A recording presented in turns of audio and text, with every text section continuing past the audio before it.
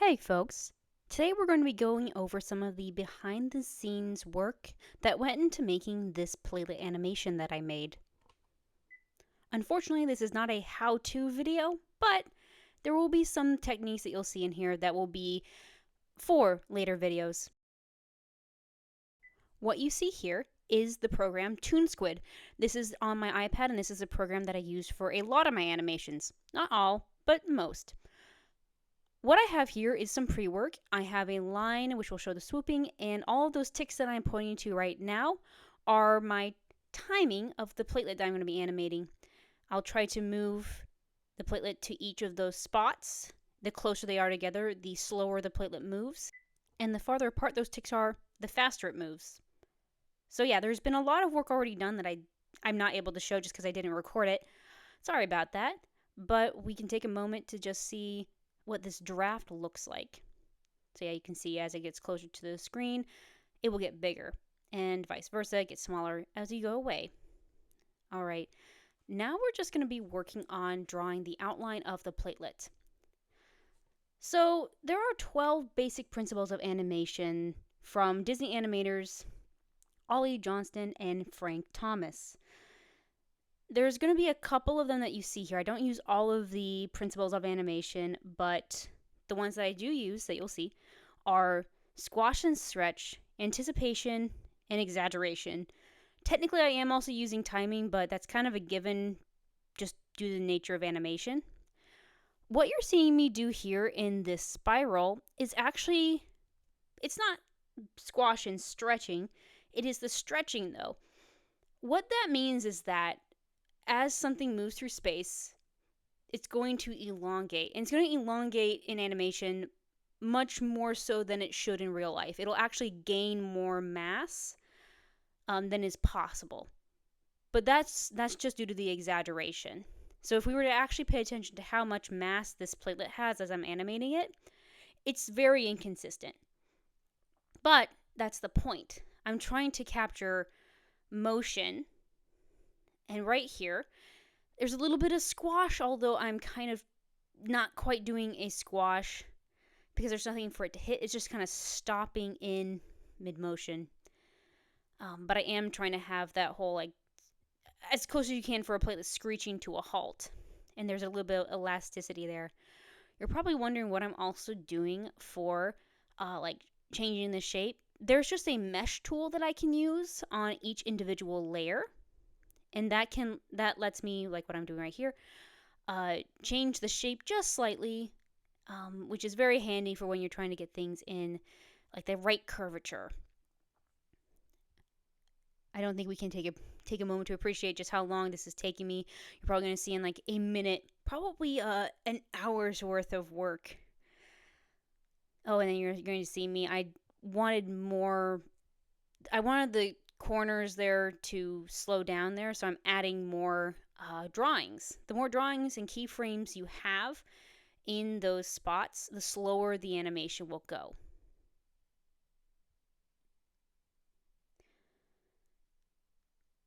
All right, let's see where it is right now. That's pretty darn good. It looks like it's swirling towards me, and it looks like it's swirling to the upper right. Wait. Yeah, upper right. And now we need to make the background. So what you'll see me do here is make epithelial cells, actually. And for the purposes of the style that I'm doing, I need to make a couple of different versions of the background. This is to give it the appearance of the stop animation style. Unfortunately, having just one static background looks so wrong in this style. I did try that on a different animation, and it looked wrong. What you're going to also see me do here is make the actual clot. So clots are made up of not just a bunch of platelets, but it's also made up of fibrin and a lot of other immune cells. Unfortunately, it was going to be too complicated to show, so I just focused on showing the lots of platelets that are clumped up there.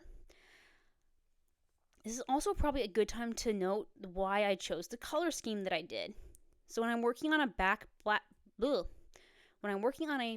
background, I want to always try to choose bright colors. I did consider doing red for platelets, but I didn't want people to confuse platelets with red blood cells, which is very common. I also wanted to do a pink color for the endothelial cells over there. Unfortunately, with the white that I chose for the platelets, brighter, more vibrant pinks just didn't work. So I ultimately went with the duller pink that we see here, which is pretty common for my vector art style for showing what epithelial cells is. So ironically, I think this animation is using some of the same color palettes that I use in my 2D illustrations, which was not actually my intention, but that's kind of what we ended up with. And what you're seeing me do here is just go back and forth between keyframes to try to get the right size. What you'll notice here is that the word clot is actually in the way of the platelet moving. So I did a little trick where I used the mesh on just a few keyframes and just shifted off just a little bit.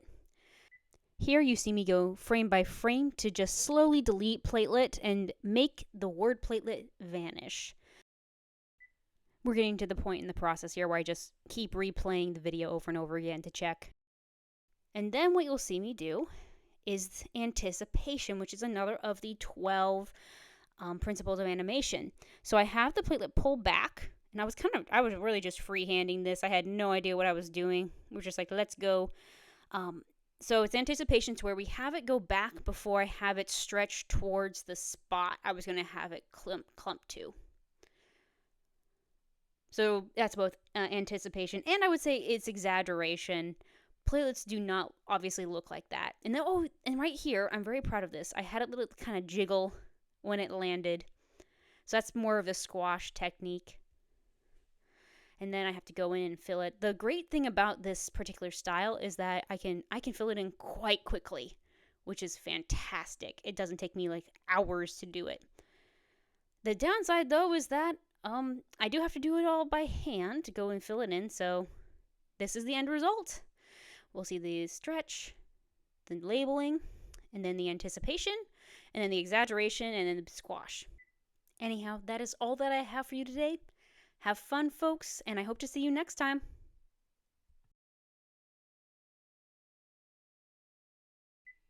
A huge thank you to all of my Patreons for helping make this video possible.